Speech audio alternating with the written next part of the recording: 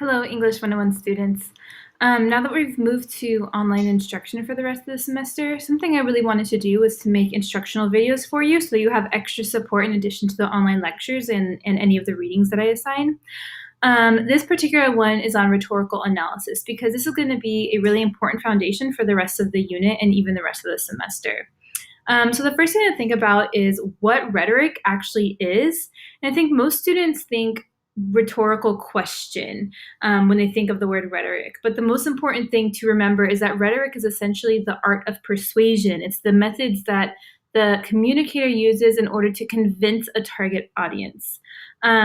There are several elements to consider when analyzing the rhetoric of any text. So for the purpose of this unit, any form of communication involving words, images, or sounds, or even body language and gestures can be considered a text. Just keep that in mind. So we're going to look at actually an advertisement because that's going to be one of the things that we're really zoning in on for the rest of the semester. Let's look at this one. We've got a Heinz ketchup advertisement. Super simple. You look at it and you're like, okay, I get it. This is for Heinz ketchup. But the point is that it's more than just an ad. It's a message, right? The communicator wants to send a message to their audience. So even though there are barely any words here, there's some elements that are sending us a very specific message, right? So we have this tomato top, and that sort of indicates fresh tomatoes. Even though we know it's ketchup, it's not fresh tomatoes, and honestly, Heinz is mostly sugar, but they want you to think that. They want you to feel like it's a fresh product. Then we have a lot of clear blank space, right? So like instead of filling with words or information, they just decided to leave it blank and simple, which is really interesting.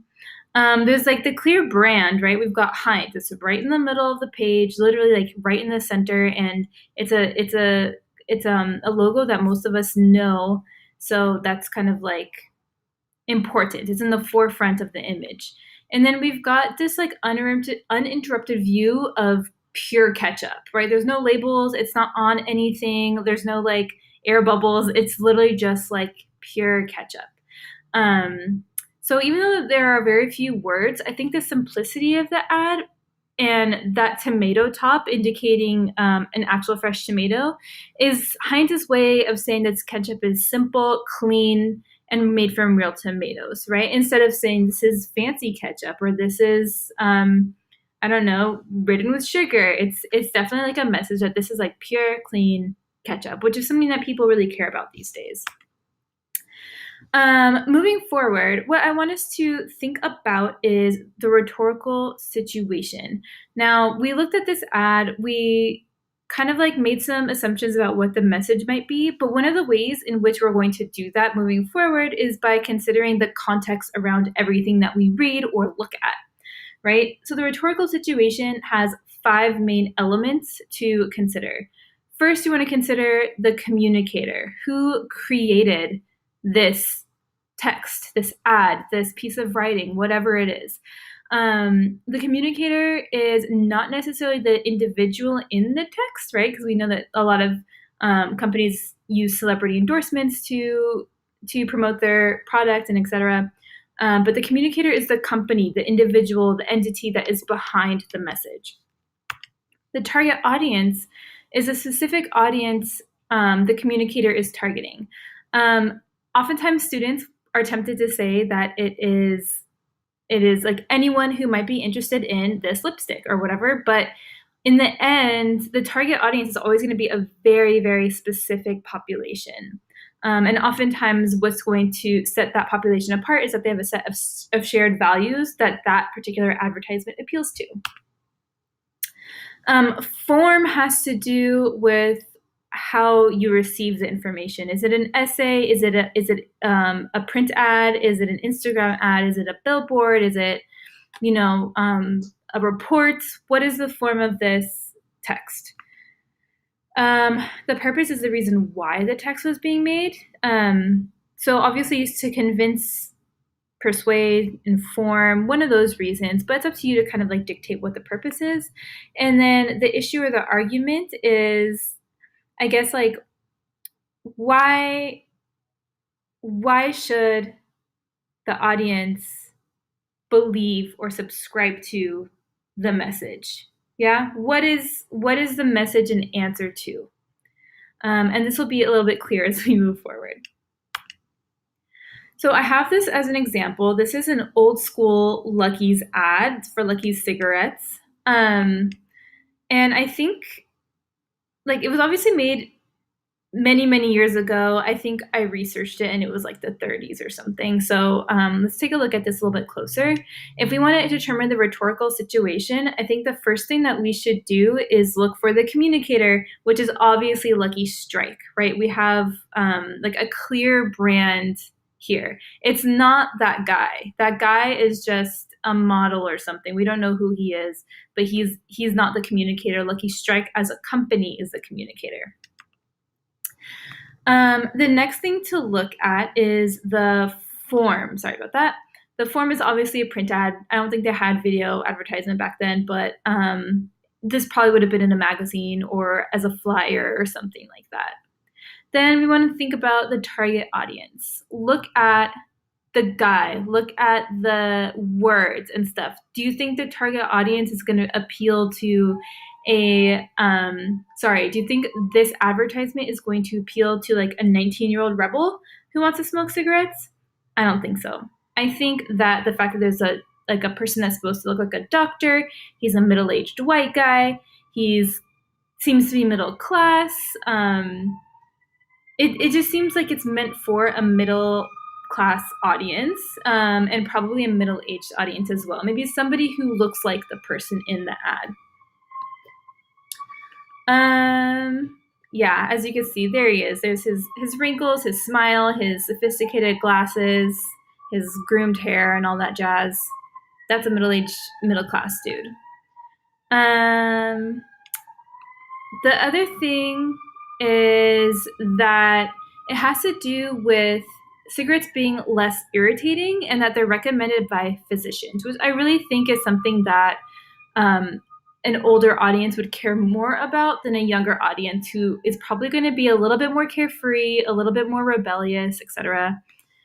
Now, looking for the purpose, obviously, is to convince, right? Lucky Strike wants to convince us to buy its cigarettes, but more than that, it's not just to buy the cigarettes, but that we should buy their cigarettes because they're better for you. And then the issue or the argument is that cigarettes in general are bad for you and irritate your throat. Now, that's probably something that was prevalent at the time, right? People want to smoke cigarettes, but over time they irritate your throat. They make you have that raspy voice, etc. And so the issue is that this problem exists, and then the purpose is to show you that this is the answer to that question. That these cigarettes are better. Okay. So now that we kind of understand rhetorical situation, which is essentially the context surrounding the text, we're going to move on to rhetorical appeals. There are three kinds of rhetorical appeals, and rhetorical appeals are basically the ways in which a communicator can appeal to the target audience, right? So these are going to comprise of the elements in the text. So some elements are going to be a logos appeal, which means an appeal to a person's logic. Some elements will be a pathos appeal, which is an appeal to emotion. And some will embody an ethos appeal, which is an appeal to authority. And I'll explain those a little bit further. We want to think about what kinds of elements those embody in different kinds of texts. So let's look a little bit closer at that chart. Excuse me. So pathos is, if you think about an advertisement that you've seen, usually if it's a video ad, there'll be music, or if you've seen like a documentary, there'll be music, there'll be sound effects, there'll be alarms, whatever it is. Pathos, since it appeals to feeling, I think sound is a very effective way to implement pathos in an advertisement. Colors are also very prominent, right? Because certain colors make you feel certain things. We associate colors with things. So, for example, red tend to be associated with like anger or passion or energy, whereas green is often associated with either envy or jealousy or like the earth, right? The way that we care about the earth. Facial expressions, body language, or tone of voice, any way that you connect with another human is something that provokes emotion. Descriptive or figurative language or imagery are also parts of pathos, and so is like the appeal to nostalgia or memory. So making us feel like we're returning to a better place in our lives or a better place in time. Let's see. The cat. Logos, an appeal to logos is an appeal to logic or reasoning. So what you're going to look for are graphs, charts, or maps, anything that kind of organizes information or presents statistics, facts or statistics in general, logical reasoning or argumentation, so showing the logic of an argument, dates, times, locations, so any sort of like factual information or just information itself. And then ethos is an appeal to authority or credibility. So maybe a text that is produced by or features an expert of some sort, a celebrity endorsement, or emphasis on experience or expertise. So oftentimes a person who's writing something will demonstrate the level of experience that they have so that the audience is more likely to believe them. The bottom line here is that pathos is something that should make you feel something. Logos is something that should make you think something, and ethos is something that should make you trust or believe in something, if that makes sense. And these are some of the elements. These are some of the ways that these elements may be presented, but don't limit yourself to this list. So if you want to see how the appeals work in action,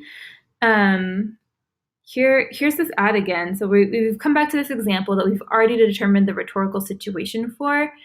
And so it uses all three rhetorical appeals. Not every ad will have all three. Not every text will have all three, but most of the time, the most effective ones are a balance of all three. So we can clearly see pathos because, I mean, the first thing we see is this guy's facial expression, right? He's smiling, he has a welcoming gesture, he's like offering the cigarettes kind of like enticingly. The colors are bright and friendly. We've got red, we've got yellow, and these particular colors are said to increase appetite. So maybe that also kind of is the idea behind making you desire a cigarette too, that like kind of like impulsive, like indulgent action of like consumption. We also have logos in here. They added statistics. There's a logical association between physicians and health, right? So if a physician recommends something, then we're going to assume that it's healthy. And then the inclusion of other facts, like Luckies are less irritating and it's toasted. It's toasted refers to the way that the tobacco is processed. So they toast the tobacco in order to make it less bothersome to the throat. So those are all examples of logos. Ethos is the reference to the physicians, the use of a middle-aged man who looks like he could be a physician. So the idea is that the use of a person that looks like a doctor, or referring to the fact that physicians say that Luckies are less irritating, is showing that there's like a element of expertise here, right? Somebody with a high degree in health is recommending these cigarettes over other cigarettes. So now that we kind of went through that, hopefully seeing it in action has sort of helped you kind of like understand how everything is at play. I want to kind of show you how this is going to help you in the rest